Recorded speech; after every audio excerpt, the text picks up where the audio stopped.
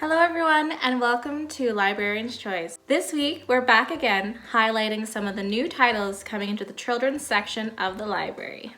If you're interested in any of the titles we talk about today, please head to the library's website where you can put a hold on your next favorite read. This week we're looking at a Librarian picture book, a junior novel with way too many rubber duckies, a book all about choosing favorites, and finishing off with a unicorn adventure. If you're interested in reading similar books from those that we have listed this week, please check out the comments. We'll have a list of read-alikes available. And now, without any further ado, let's look at some books.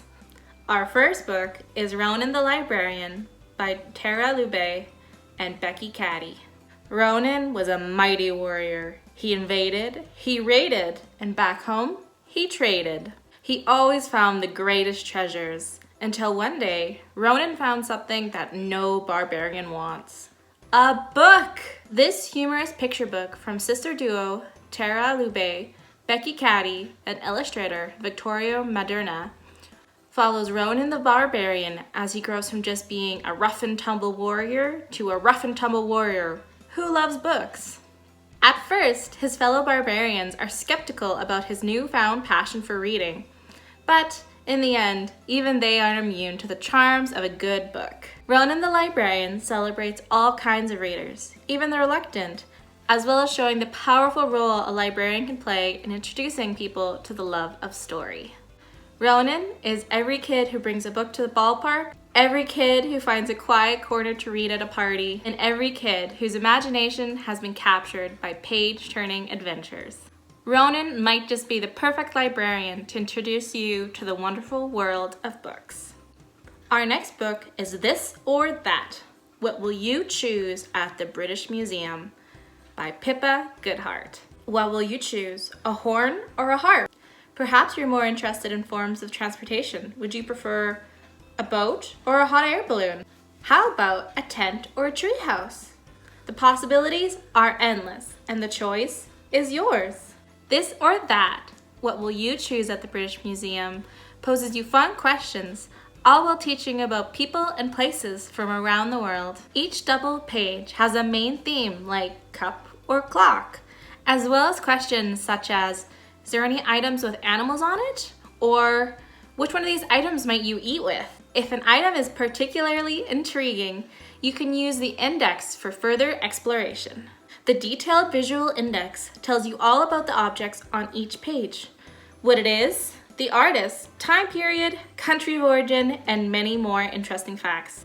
This is a terrific read for children who want to learn more about history or wanting to add to their knowledge of the world. This short but densely filled book is a blast, whether you buzz through fast or take your time and really dig into the full description of each item. It's a tiny little trip to the British Museum that will give kids exposure to different cultures and time periods, all through the convenience of a book. Next on our list is finally Something Mysterious by Doug Cornett. In the small town of Bellwood, everyone knows what's going on, until they don't. One morning, the town awakes to find Mr. Baggage's lawn covered in rubber ducks, with no clue as to how they got there. Paul and his friends, Shanks and Peephole, are determined to get to the bottom of this, but there are many suspects that they need to rule out. Could it be the disgruntled next-door neighbor, Mr. Pocus, or is someone else trying to send a message to Mr. Baggage, who also happens to be the judge in the town's upcoming annual Bellwood Bratwurst Bonanza? Can the junior detective wannabes solve the case before the winner of the contest is determined?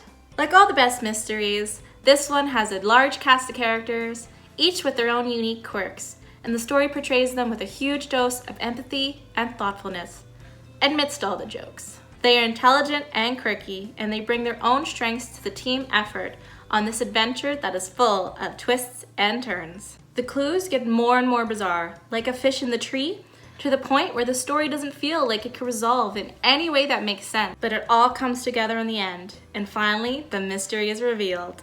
Finally, Something Mysterious is an extremely enjoyable and clever read that is more fun than a barrel monkeys, or rubber duckies. Lots and lots of rubber duckies. Our final book is Follow That Unicorn by Georgie Taylor. Follow That Unicorn is a new board book that is sure to keep your little one entertained. Explore the colorful illustrations as you trace the grooved trails with your finger and follow the unicorn through 5 magical scenes. There's lots of neighing and twinkling unicorns to spot along the way. Questions and counting make rereads of the fun book even more exciting.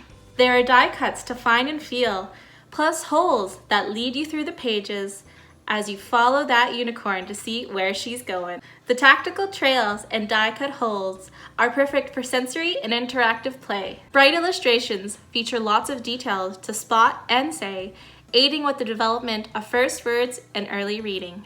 If you like the groove trail type board books, Georgie Taylor has another book called Follow That Dinosaur with a very similar theme, except with dinosaurs. Other groove path books include Follow That Bunny by Alice Lefman and Follow Me by Lucy Sheridan.